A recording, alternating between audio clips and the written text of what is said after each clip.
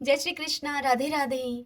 आप सभी भक्तों का आपके अपने YouTube चैनल श्री कृष्ण दीवानी में हार्दिक स्वागत है। आज हम सुन रहे हैं माघ मास महात्म्य का 30वां अध्याय। सर्वप्रथम भगवान का स्मरण करते हुए आप सभी बोलिए ओम नमो भगवते वासुदेवाय। श्री राधा कृष्णाभ्याम नमो नमः। देवी पार्वती श्री महादेव जी से बोली, हे देवेश्वर, आप मंत्रों के अर्थ और पदों की महिमा को विस्तार के साथ बतलाइए। साथ ही ईश्वर के स्वरूप, गुण, विभूति, श्री विष्णु के परम धाम तथा व्यू के भेदों का भी यथार्थ रूप से मुझसे वर्णन कीजिए। तब महादेव जी ने देवी पार्वती से कहा कि देवी सुनो, मैं परमात्मा के स्वरूप, उनकी विभूति, उनके गुणों और उनकी अवस्थाओं का तुमसे वर्णन करता हूँ। भगवान के हाथ, पैर और नेत्र संपूर्ण विश्व में व्याप्त हैं। समस्त भुवन और श्रेष्ठ धाम भगवान में ही स्थित हैं। वे महर्षियों का मन अपने में स्थिर करके विराजमान हैं। उनका स्वरूप विशाल एवं व्यापक है। वे लक्ष्मी के पति और पुरुषोत्तम हैं। उनका लावण्य करोड़ों कामदेवों के समान है। वे नित्य तरुण किशोर विग्रह धारण करके जगदीश्वरी भगवती लक्ष्मी जी के साथ परम पद अर्थात बैकुंठ धाम में विराजते हैं। वह परम धाम ही परम व्योम कहलाता है। परम व्योम ऐश्वर्य का उपभोग करने के लिए है और यह संपूर्ण जगत लीला करने के लिए है।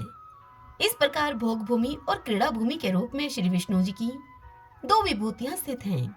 जब वे अपनी लीला का उपसंहार करते हैं तब भोग भूमि में उनकी नित्य स्थिति होती है।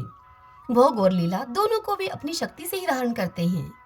भोग भूमि या परम धाम त्रिपाद विभूति से व्याप्त है, अर्थात भगवत विभूति के 3 अंशों में उसकी स्थिति है और इस लोक में जो कुछ भी है वह भगवान की पाद विभूति के अंतर्गत है। परमात्मा की त्रिपाद विभूति नित्य और पाद विभूति अनित्य है। परम धाम में भगवान का जो शुभ विग्रह विराजमान है वह नित्य है। हे महादेवी, वह कभी अपनी महिमा से च्युत नहीं होता। उसे सनातन एवं दिव्य माना गया है। वह सदा तरुण अवस्था से सुशोभित रहता है। वहाँ भगवान को भगवती श्रीदेवी और भूदेवी के साथ नित्य संभोग प्राप्त है। जगन माता लक्ष्मी भी नित्य रूपा हैं। वे श्री विष्णु से कभी पृथक नहीं होती। जैसे भगवान विष्णु सर्वत्र व्याप्त हैं, ठीक उसी प्रकार से भगवती लक्ष्मी जी भी हैं। हे पार्वती, श्री विष्णु पत्नी रमा संपूर्ण जगत की अधीश्वरी और नित्य कल्याणमयी हैं। उनके भी हाथ, पैर, नेत्र, मस्तक और मुख सभी ओर से व्याप्त हैं। वे भगवान नारायण की शक्ति, संपूर्ण जगत की माता और सबको आश्रय प्रदान करने वाली हैं। स्थावर जंगम रूप सारा जगत उनके कृपा कटाक्ष पर ही निर्भर है। विश्व का पालन और विश्व का संहार उनके नेत्रों के खुलने और उनके नेत्रों के बंद होने से ही हुआ करते हैं। वे महालक्ष्मी सभी की आदिभूता, त्रिगुणमयी और परमेश्वरी हैं। व्यक्त और अव्यक्त भेद से उनके 2 रूप हैं। वे उन दोनों रूपों से संपूर्ण विश्व को व्याप्त करके स्थित हैं। जल आदि रस के रूप से वे ही लीला में देह को धारण करके प्रकट होती हैं। लक्ष्मी रूप में आकर वे धन प्रदान करने की अधिकारिणी होती हैं। ऐसे स्वरूप वाली लक्ष्मी देवी श्री हरि के आश्रय में रहती हैं। संपूर्ण वेद तथा उनके द्वारा जानने योग्य जितने भी वस्तुएं हैं वे सब श्री लक्ष्मी जी के ही स्वरूप हैं। स्त्री रूप में जो कुछ भी उपलब्ध होता है वह सब लक्ष्मी जी का ही विग्रह कहलाता है। हे पार्वती, स्त्रियों में जो सौंदर्य, शील, सदाचार और सौभाग्य स्थित है वह सब लक्ष्मी जी का ही रूप है। हे पार्वती, भगवती लक्ष्मी समस्त स्त्रियों की शिरोमणि हैं, जिनकी कृपा कटाक्ष के पड़ने मात्र से ब्रह्मा, शिव, देवराज इंद्र, चंद्रमा, सूर्य, कुबेर, यमराज तथा अग्निदेव प्रचुर ऐश्वर्य प्राप्त करते हैं।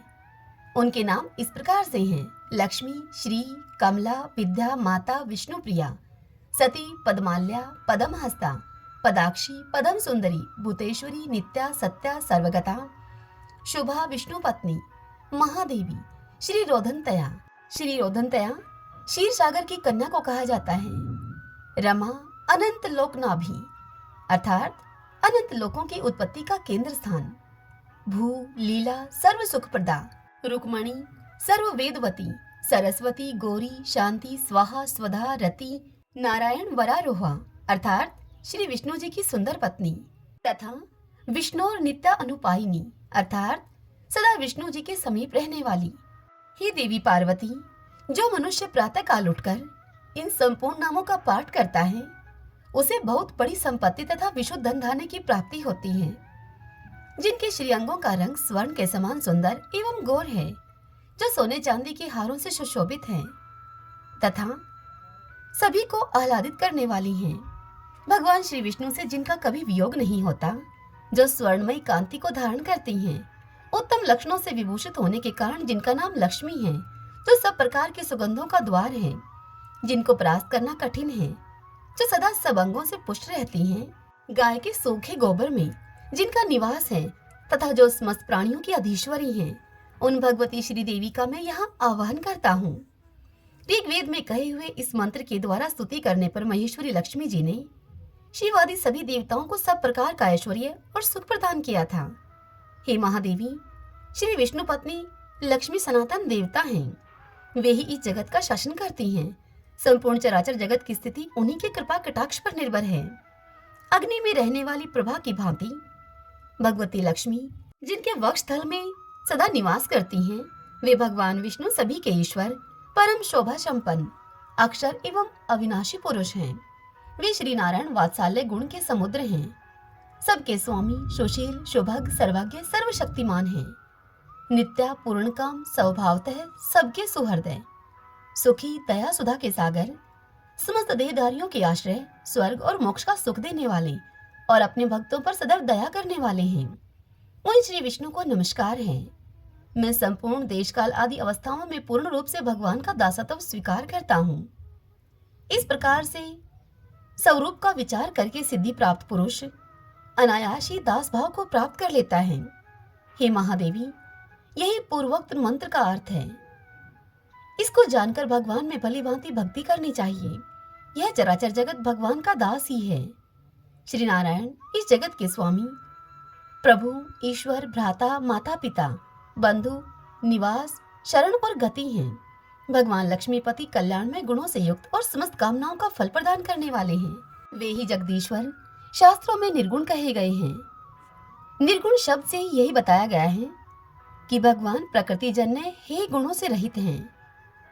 जहाँ वेदांत वाक्यों के द्वारा प्रपंच का मिथ्यात्व बताया गया है और यह कहा गया है कि यह सारा दृश्यमान जगत अनित्य है, वहां भी ब्रह्मांड के प्राकृत रूप को ही नश्वर बताया गया है।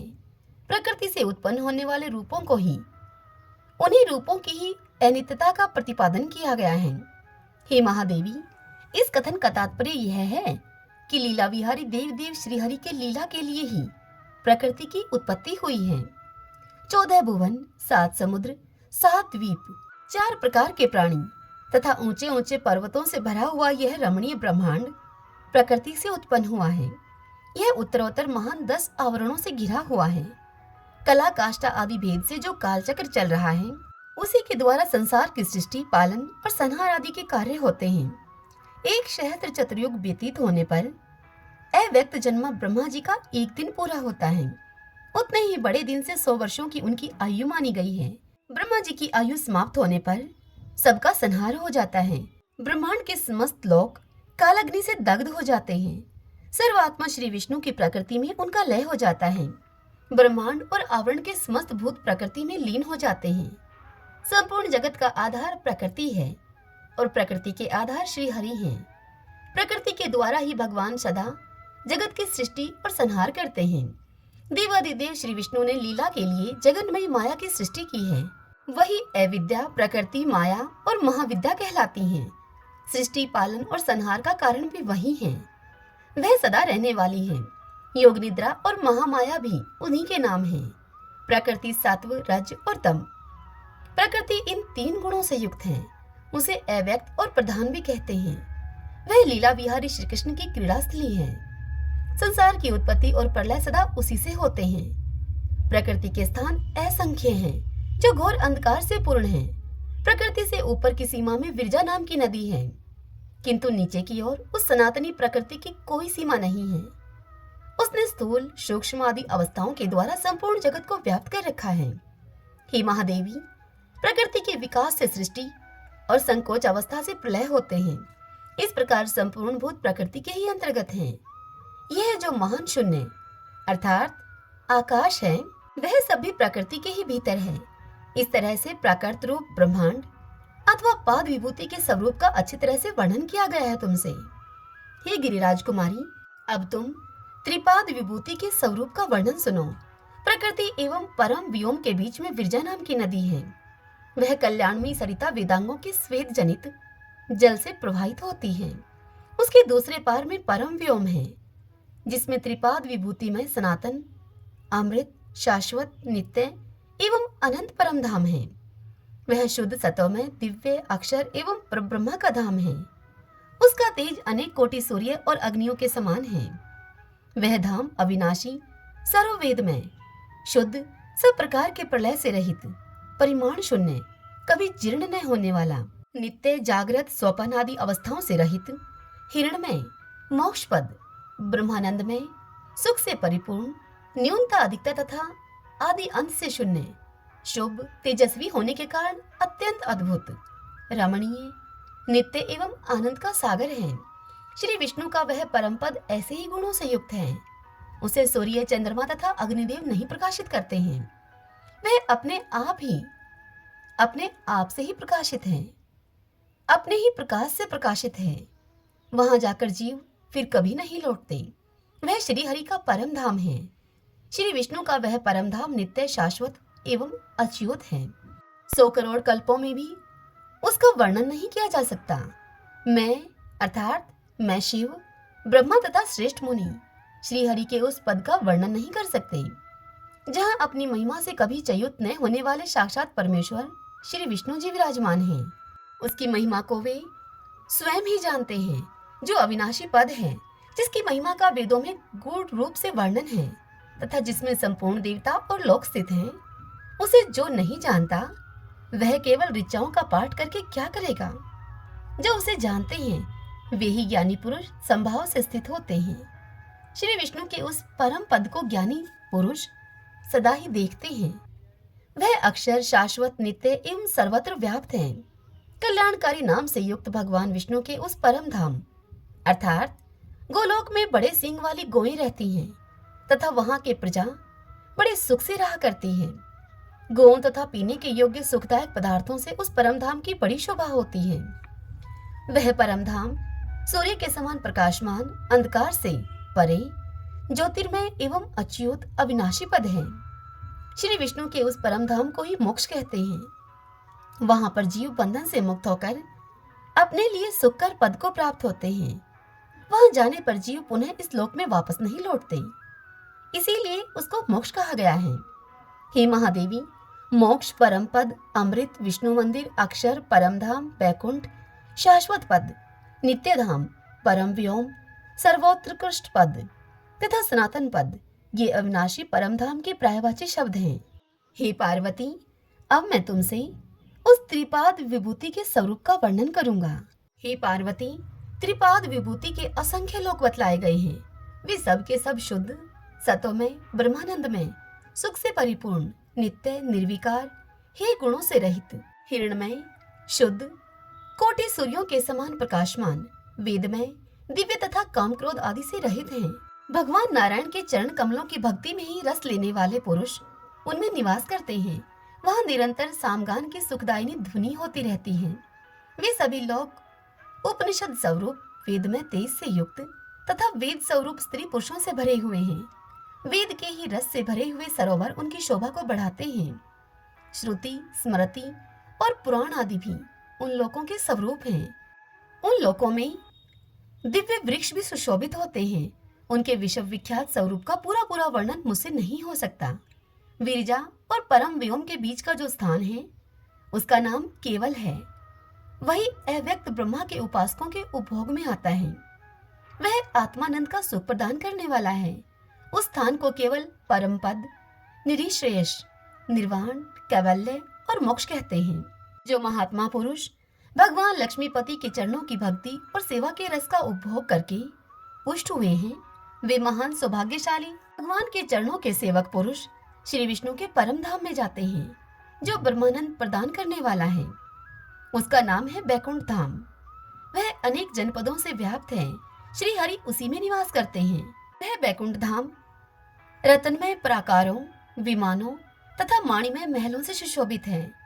उस धाम के मध्य भाग में एक दिव्य नगरी है जो अयोध्या कहलाती है तथा जो 4 दीवारियों तथा ऊंचे दरवाजों से घिरी हुई है। उनमें मणियों तथा स्वर्णों के चित्र बने हैं। उस अयोध्यापुरी के 4 दरवाजे हैं तथा ऊंचे ऊंचे गोपुर उसकी शोभा को बढ़ाते हैं। चंड आदि द्वारपाल तथा कुमुद आदि दिक्पाल उसकी रक्षा में रहते हैं। पूर्व के दरवाजे में चंड और प्रचंड, दक्षिण द्वार पर भद्र और सुभद्र, पश्चिम द्वार पर जय और विजय तथा उत्तर के दरवाजे पर धाता और विधाता नाम के द्वारपाल नियुक्त रहते हैं। कुमुद, कुमदाक्ष, पुंडरीक, वामन, शंकुकर्ण, सर्वनिद्र, सुमुख और सुप्रतिष्ठित ये उस नगरी के दिक्पाल बताए गए हैं। हे देवी पार्वती, उस पुरी में कोटि कोटि अग्नि के समान तेजोमय ग्रहों की पंक्तियां शोभा पाती हैं। उनमें तरुण अवस्था वाले दिव्य नर नारी निवास करते हैं। पुरी के मध्य भाग में भगवान का मनोहर अंतःपुर है जो कि मणियों के प्राकार से युक्त और सुंदर गोपुर से सुशोभित है। उसमें भी अनेक अच्छे अच्छे ग्रह, विमान और प्रासाद हैं। प्रासाद महल को कहा जाता है। दिव्य अप्सराएं और स्त्रियां सभी ओर से उस अंतःपुर की शोभा को बढ़ाती हैं। उसके बीच में एक दिव्य मंडप है जो राजा का खास स्थान है। उसमें बड़े बड़े उत्सव होते रहते हैं। वह मंडप रत्नों का बना है तथा उसमें माणिकों के हजारों खंभे लगे हैं। वह दिव्य मोतियों से व्याप्त है और सामगान से सुशोभित रहता है। मंडप के मध्य भाग में एक रमणीय सिंहासन है जो सर्वदेव स्वरूप और शुभ है। वेद में धर्म आदि देवता उस सिंहासन को सदा घेरे रहते हैं। धर्म, ज्ञान, ऐश्वर्य और वैराग्य तथा ऋग्वेद, यजुर्वेद, सामवेद और अथर्ववेद भी मूर्तिमान होकर उस सिंहासन के चारों ओर खड़े रहते हैं। शक्ति, आधार शक्ति, चित्त शक्ति, सदाशिवा शक्ति और धर्मादि देवताओं की शक्तियां भी वहां पर उपस्थित रहती हैं। सिंहासन के मध्य भाग में अग्नि, सूर्य और चंद्रमा निवास करते हैं। वरुण, नागराज अर्थात कश्यप और वासुकी नाग, तीनों वेदों के स्वामी, गरुड़, छंद और संपूर्ण मंत्र, ये उसमें पीठ रूप धारण करके रहते हैं। वह पीठ सब अक्षरों से युक्त है। उसे दिव्य योग पीठ कहते हैं। उसके मध्य भाग में अष्टदल कमल है जो कि उदयकालीन सूर्य के समान कांतिमान है। उसके बीच में सावित्री नाम की कर्णिका है जिसमें देवताओं के स्वामी परम पुरुष भगवान विष्णु भगवती लक्ष्मी जी के साथ वहां विराजमान होते हैं। भगवान का श्री विग्रह नीलकमल के समान श्याम तथा कोटि सूर्यों के समान प्रकाशमान है। वे तरुण कुमार से जान पड़ते हैं। उनका सारा शरीर चिकना है और प्रत्येक अवयव कोमल है। खिले हुए लाल कमल के जैसे हाथ और पैर अत्यंत ही मृदुल प्रतीत होते हैं। उनके नेत्र विकसित कमल के समान जान पड़ते हैं। उनके ललाट का निमन भाग 2 सुंदर भ्रूलताओं से अंकित है। सुंदर नासिका, मनोहर कपोल, शोभायुक्त मुख कमल, मोती के दाने जैसे दांत और उनकी मंद मुस्कान की छवि से युक्त मूंगे जैसे लाल लाल होठ हैं। मुखमंडल पूर्ण चंद्रमा की शोभा को धारण करता है। कमल जैसे मुख पर मनोहर हास्य की छटा छाई रहती है। उनके कानों में तरुण सूर्य की भांति चमकीले कुंडल शोभा बढ़ाते हैं। मस्तक चिकनी, काली और घुंघराली अलकों से सुशोभित है। भगवान के बाल गुथे हुए हैं जिनमें पारिजात और मंदार के पुष्प शोभा पाते हैं। उनके गले में कौस्तुभ मणि शोभा दे रही है जो प्रातःकाल उगते हुए सूर्य की कांति को धारण करती है। भांति भांति के हार और स्वर्ण की मालाओं से शंख जैसी ग्रीवा उनकी बड़ी ही सुंदर जान पड़ती है। सिंह के कंधों के समान ऊंचे और मोटे कंधे शोभा दे रहे हैं। मोटी और गोलाकार 4 भुजाओं से भगवान का श्रीअंग बड़ा ही सुंदर जान पड़ता है। सब में अंगूठी, कड़े और भुजबंद हैं जो कि उनकी शोभा वृद्धि के कारण हो रहे हैं। उनका विशाल वक्षस्थल करोड़ों बाल सूर्यों के समान तेजोमय कौस्तुभादि सुंदर आभूषणों से देदीप्यमान है। वे वनमाला से विभूषित हैं। नाभि का वह कमल जो ब्रह्मा जी की जन्म भूमि है उनके श्रीअंगों की शोभा को बढ़ा रहा है। उनके शरीर पर मुलायम पीतांबर सुशोभित है जो बाल रवि की प्रभा के समान जान पड़ता है। उनके दोनों चरणों में सुंदर कड़े विराज रहे हैं जो कि नाना प्रकार के रत्नों से जड़े होने के कारण अत्यंत विचित्र प्रतीत होते हैं। उनके नखों की श्रेणियां चांदी युक्त चंद्रमा के समान उद्भासित हो रही हैं। आप सभी के समक्ष यह है श्री भगवान के रूप और लावण्य और उनकी कांति का वर्णन किया जा रहा है। उनके नखों की श्रेणियां चांदी युक्त चंद्रमा के समान उद्भासित हो रही हैं भगवान का लावण्य कोटि कोटि कंदर्पों का दर्प दलन करने वाला है।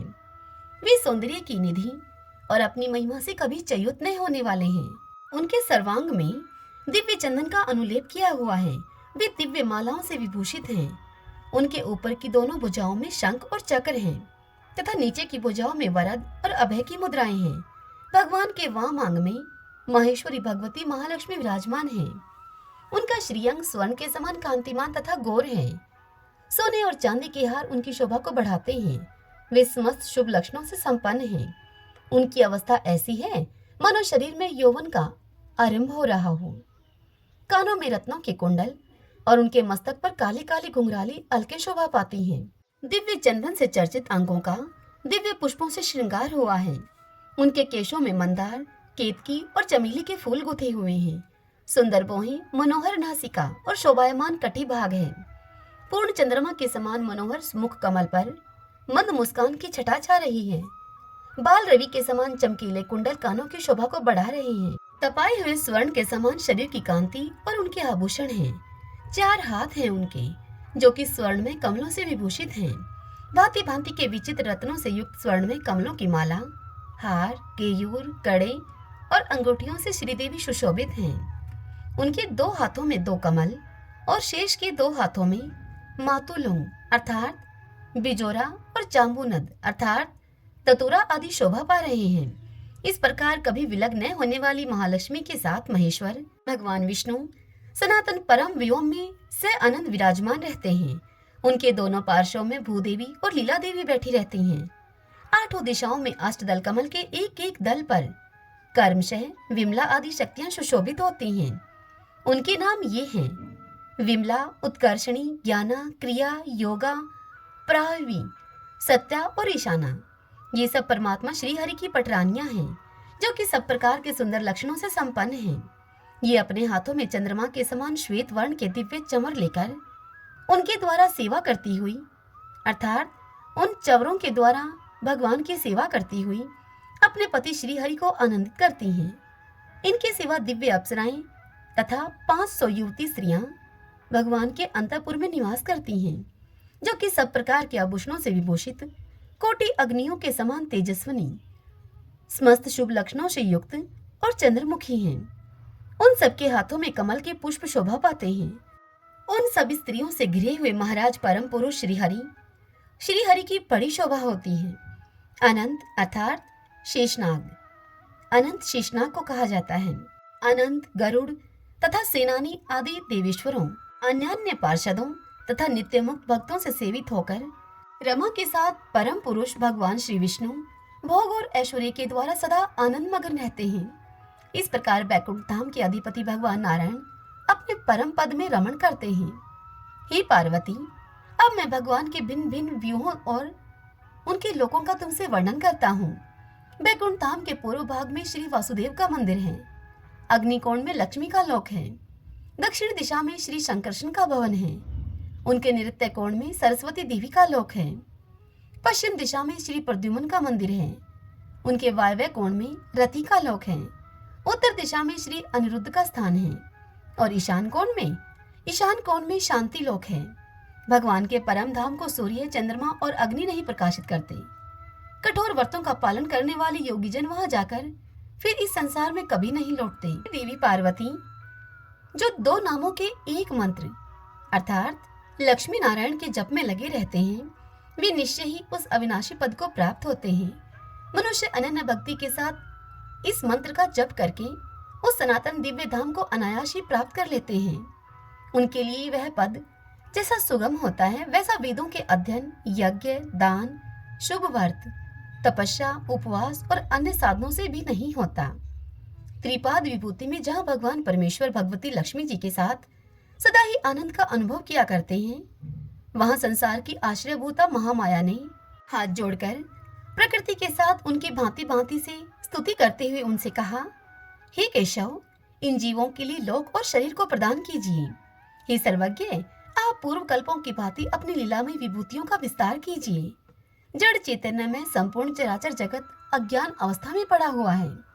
आप लीला के विस्तार के लिए इस पर दृष्टिपात कीजिए। हे परमेश्वर, मेरे तथा प्रकृति के साथ जगत की सृष्टि कीजिए। धर्म अधर्म, सुख दुख सबका संसार में प्रवेश करा के आप मुझे अपनी आज्ञा में रखकर शीघ्र ही लीलारंभ कीजिए। श्री महादेव जी देवी पार्वती से इस कथा को सुनाते हुए आगे कहते हैं, हे महादेवी, माया देवी के इस प्रकार कहने पर परमेश्वर ने उसके भीतर जगत की सृष्टि आरंभ की। जो प्रकृति से परे पुरुष कहलाते हैं, वे अच्युत भगवान विष्णु ही प्रकृति में प्रविष्ट हुए। ब्रह्मा स्वरूप श्री हरि ने प्रकृति से महत तत्व को उत्पन्न किया, जो कि सब भूतों का आदि कारण है। महत से अहंकार का जन्म हुआ। हे पार्वती, यह अहंकार सत्ववादी गुणों के भेद से 3 प्रकार का है, सात्विक, राजस और तामस। विश्व भावन परमात्मा ने उन गुणों से अर्थात तामस अहंकार से तन मात्राओं को उत्पन्न किया। तन मात्राओं से आकाश आदि 5 महाभूत प्रकट हुए, जिनमें कर्मशः एक एक गुण अधिक है। आकाश से वायु, वायु से अग्नि, अग्नि से जल और जल से पृथ्वी का प्रादुर्भाव हुआ। शब्द, स्पर्श, रूप, रस और गंध। ही पार्वती, यही कर्म से आकाश आदि पंचभूतों के प्रधान गुण हैं। महाप्रभु श्री हरि ने उत्तरोत्तर भूतों में अधिक गुण देखकर उन सबको लेकर एक में मिला दिया तथा उन सब के मेल से महान विश्व ब्रह्मांड की सृष्टि की। उसी में पुरुषोत्तम ने 14 भुवन तथा ब्रह्मा आदि देवताओं को उत्पन्न किया।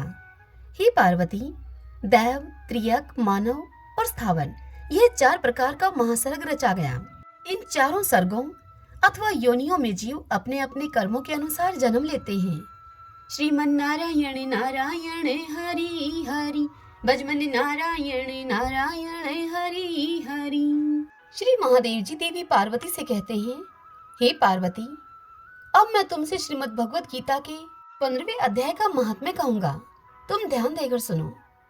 गौड़ देश में कृपाण नरसिंह नामक एक राजा थे, जिनकी तलवार की धार से युद्ध में देवता भी परास्त हो जाते थे। उनका बुद्धिमान सेनापति शस्त्र और शास्त्र की कलाओं का भंडार था। उसका नाम था शरभ मेरुदंड। उसकी भुजाओं में प्रचंड बल था। एक समय उस पापी ने राजकुमारों के सहित महाराज का वध करके स्वयं ही राज्य करने का विचार किया। इस निश्चय के कुछ ही दिनों के बाद वह हेजे का शिकार होकर मर गया। थोड़े समय में वह पापात्मा अपने पूर्व कर्म के कारण सिंधु देश में एक तेजस्वी घोड़ा हुआ। उसका पेट सटा हुआ था। घोड़े के लक्षणों का ठीक ठीक ज्ञान रखने वाले किसी वैश्य के पुत्र ने बहुत सा मूल्य देकर उस अश्व को खरीद लिया और बड़े यत्न के साथ उसे अपनी राजधानी तक वह ले आया। वैश्य कुमार वह अश्व राजा को देने के लिए लाया था। यद्यपि राजा उससे परिचित थे, फिर भी द्वारपाल ने जाकर उसके आगमन की सूचना की। राजा ने पूछा, किस लिए आए हो? तब उसने स्पष्ट अक्षरों में यह उत्तर दिया कि हे देव, सिंधु देश में एक उत्तम लक्षणों से संपन्न अश्व था, जिसे कि तीनों लोगों का एकमात्र रतन समझकर और बहुत सा मूल्य उसका देकर मैंने उस अश्व को खरीद लिया है। यह सुनकर राजा ने आज्ञा दी कि तुम उस अश्व को यहाँ पर ले आओ। वास्तव में वह घोड़ा गुणों में उच्च शर्वा के समान था। सुंदर रूप का तो वह मानो घर ही था। शुभ लक्षणों का समुद्र जान पड़ता था वह अश्व। वैसे उस घोड़े को ले आया। जब राजा उस घोड़े की ओर दृष्टिपात करने लगा, तब अश्व का लक्षण और गुणों को जानने वाले उन अमात्यों ने उस घोड़े की राजा से बड़ी प्रशंसा की। यह सुनकर वह राजा अपार आनंद में निमग्न हो गया और उन्होंने वैश्य को मुंह मांगा स्वर्ण देकर तुरंत ही उस अश्व को उस वैश्य से खरीद लिया। कुछ दिनों के बाद एक समय राजा शिकार खेलने के लिए उत्सुक होकर उसी घोड़े पर चढ़कर वन में गए। वहां मृगों के पीछे उन्होंने अपने उस घोड़े को बढ़ाया। पीछे पीछे सब ओर से दौड़कर आते हुए समस्त सैनिकों का साथ अब राजा से छूट गया था। वे हिरणों के द्वारा आकर्षित होकर बहुत दूर निकल गए। प्यास ने उन्हें व्याकुल कर दिया था। तब वे राजा उस घोड़े से उतरकर जल की खोज करने लगे। घोड़े को तो उन्होंने वृक्ष की डाली में ही बांध दिया और स्वयं एक चट्टान पर चढ़ने लगे।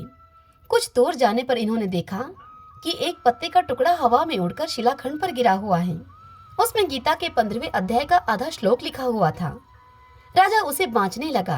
राजा के मुख से गीता के अक्षर को सुनकर घोड़ा तुरंत ही गिर पड़ा और अश्व योनि से उसकी मुक्ति हो गई। तुरंत ही वह अश्व दिव्य विमान पर बैठकर स्वर्गलोक को चला गया। तत्पश्चात राजा ने पहाड़ पर चढ़कर एक उत्तम आश्रम देखा। जहाँ नाग केसर, केले, आम और नारियल के वृक्ष लहरा रहे थे। आश्रम के भीतर एक ब्राह्मण बैठे हुए थे जो कि संसार की वासनाओं से मुक्त थे। राजा ने उन ब्राह्मण देव को प्रणाम करके बड़ी भक्ति पूर्वक उनसे पूछा, हे ब्राह्मण, मेरा अश्व जो अभी अभी स्वर्ग को चला गया है, उसमें क्या कारण है? राजा की इस बात को सुनकर त्रिकालदर्शी, मंत्रवेता एवं महापुरुषों में श्रेष्ठ विष्णु शर्मा नामक ब्राह्मण ने राजा से कहा, हे राजन, पूर्व काल में तुम्हारे यहाँ जो सरब मेरुण नामक सेनापति था, वह तुम्हें पुत्रों के सहित मारकर स्वयं राज्य को हड़प लेने को तैयार था। इसी बीच में हैजे का शिकार होकर वह मृत्यु को प्राप्त हो गया। उसके बाद वह उसी पाप से घोड़ा हुआ था। यहाँ कहीं गीता के 15वें अध्याय का आधा श्लोक लिखा हुआ मिल गया था। उसे ही तुम जब बांचने लगे तो तुम्हारे मुख से वह श्लोक सुनकर वह आशु स्वर्ग को प्राप्त हुआ है। तदंतर राजा के पार्श्ववर्ती सैनिक उनको ढूंढते हुए उसी आश्रम पर आ पहुंचे। उन सबके साथ ब्राह्मण को प्रणाम करके राजा प्रसन्नता पूर्वक उस विष्णु शर्मा ब्राह्मण से यह सब सुनकर वहां से चले और गीता के 15वें अध्याय के श्लोक अक्षरों से अंकित उसी पत्र को बांच बांच कर बड़े प्रसन्न होने लगे। उनके नेत्र अब हर्ष से खिल उठे थे। घर आकर उन्होंने मंत्रवेता मंत्रियों के साथ अपने पुत्र सिंहबल को राज्य सिंहासन पर अभिषिक्त कर दिया और स्वयं 15वें अध्याय के जप से विशुद्ध चित होकर मोक्ष को प्राप्त कर लिया। श्रीमन नारायण नारायण हरि हरि, भजमन नारायण नारायण हरि हरि। श्री महादेव जी देवी पार्वती से कहते हैं, हे पार्वती, अब मैं गीता के 16वें अध्याय का तुमसे महात्म्य बताऊंगा। सुनो। गुजरात में सौराष्ट्र नामक एक नगर है। वहाँ खड़ग बाहु नाम के एक राजा राज्य करते थे, जो कि दूसरे इंद्र के समान प्रतापी थे। उनके पास एक हाथी था जो कि मद बहाया करता था और सदा मद से उन्मत्त रहता था। उसी हाथी का नाम अरिमर्दन था। एक दिन रात में वह हाथी हठात सांकलों और लोहे के खंभों को तोड़ फोड़ कर बाहर निकला। हाथीवान उसके दोनों ओर अंकुश लेकर डरा रहे थे उसे, किंतु क्रोधवश वह हाथी उन सब की अवहेलना करके अपने रहने के स्थान हाथीसार को उसने ढहा दिया। उस पर चारों ओर से भालों की मार पड़ रही थी, फिर भी हाथीवान ही डरे हुए थे। हाथी को तनिक भी कोई भय नहीं होता था। इस कौतूहलपूर्ण घटना को सुनकर राजा स्वयं हाथी को मनाने की कला में निपुण अपने राजकुमारों के साथ वहां पर आए। आकर उन्होंने उस बलवान दैंतेले हाथी को देखा। नगर के निवासी अपने समस्त काम धंधों को छोड़कर अपने बालकों को भय से बचाते हुए बहुत दूर खड़े होकर उस महाभयंकर गजराज को देखते रहे। इसी समय कोई ब्राह्मण तालाब से नहाकर उसी मार्ग से लौटे। वे गीता के 16वें अध्याय के कुछ श्लोकों का जप कर रहे थे। पूर्ववासियों और बिलवानों ने उन्हें बहुत मना किया, किंतु उन ब्राह्मण देव ने किसी की एक न मानी। उन्हें हाथी से कोई भय नहीं था, इसीलिए वे ब्राह्मण देव विचलित नहीं हुए। उधर हाथी अपने फुतकार से चारों दिशाओं को व्याप्त करता हुआ लोगों को कुचलता जा रहा था। वे ब्राह्मण उसके बहते हुए मद को हाथ से छूकर कुशल पूर्वक वहां से निकल गए। इससे वहां राजा तथा देखने वाले पूर्ववासियों के मन में इतना विस्मय हुआ कि उसका वर्णन नहीं हो सकता। राजा के कमल नेत्र चकित हो उठे थे। फिर राजा ने ब्राह्मण को बुलाकर सवारी से उतरकर उन्हें प्रणाम किया और उनसे पूछा, हे ब्राह्मण, आज आपने यह महान अलौकिक कार्य किया है, क्योंकि इस काल के समान भयंकर गजराज के सामने से आप सुकुशल लौट आए हैं। हे प्रभु, आप किस देवता का पूजन और किस मंत्र का जप करते हैं, यह हमसे कहिए। आपने कौन सी सिद्धि प्राप्त की है? राजा की इस बात को सुनकर वह ब्राह्मण बोला, हे राजन, मैं प्रतिदिन गीता के 16वें अध्याय के कुछ श्लोकों का जप किया करता हूँ। उसी से ये सारी सिद्धियां मुझे प्राप्त हुई हैं। महादेव जी देवी पार्वती को इस कथा को सुनाते हुए आगे कहते हैं, हे पार्वती, तब हाथी का कौतूहल देखने की इच्छा छोड़कर राजा ब्राह्मण देवता को साथ लेकर अपने महल में आए। वहां शुभ मुहूर्त देखकर 1,00,000 स्वर्ण मुद्रिकाओं को राजा ने उस ब्राह्मण को दक्षिणा स्वरूप दिया। उन्होंने ब्राह्मण को संतुष्ट किया और उनसे गीता मंत्र की दीक्षा ली। गीता के 16वें अध्याय के कुछ श्लोकों का अभ्यास कर लेने के बाद उनके मन में हाथी को छोड़कर उसके कौतुक देखने की इच्छा जागृत हुई। फिर तो एक दिन सैनिकों के साथ बाहर निकलकर राजा ने हाथीवानों से उसे मत गजराज का बंधन खुलवाया। उन्हें उस हाथी से कोई भय न लगा। वह पुरानी सब बातें भूल गए। राज्य के सुख विलास के प्रति आदर का भाव नहीं रहा। राजा अपने जीवन को रणवत समझकर अब हाथी के सामने चले गए। साहसी मनुष्यों में अग्रगण्य राजा खड़गबाहु मंत्र पर विश्वास करके हाथी के समीप गए और मद की अनवरत धारा बहाते हुए उसके गंडस्थल को हाथ से छूकर शोकुशल वापस लौट आए। काल के मुख से धार्मिक और खल के मुख से साधु पुरुष की भांति वह राजा उस गजराज के मुख से बचकर निकल आए। नगर में आने पर उन्होंने अपने राजकुमार को राज्य पर अभिषेक कर दिया और स्वयं गीता के 16वें अध्याय का जप करके वह राजा परम गति को प्राप्त हुआ। श्रीमन नारायण नारायण हरि हरि भजमन नारायण नारायण हरि हरि। आशा करती हूँ आज की ये कथा आपको पसंद आई होगी। यदि ऐसा हो तो इस वीडियो को आप लाइक करें और कमेंट बॉक्स में ओम नमो भगवते वासुदेवाय लिखें। हरे कृष्णा।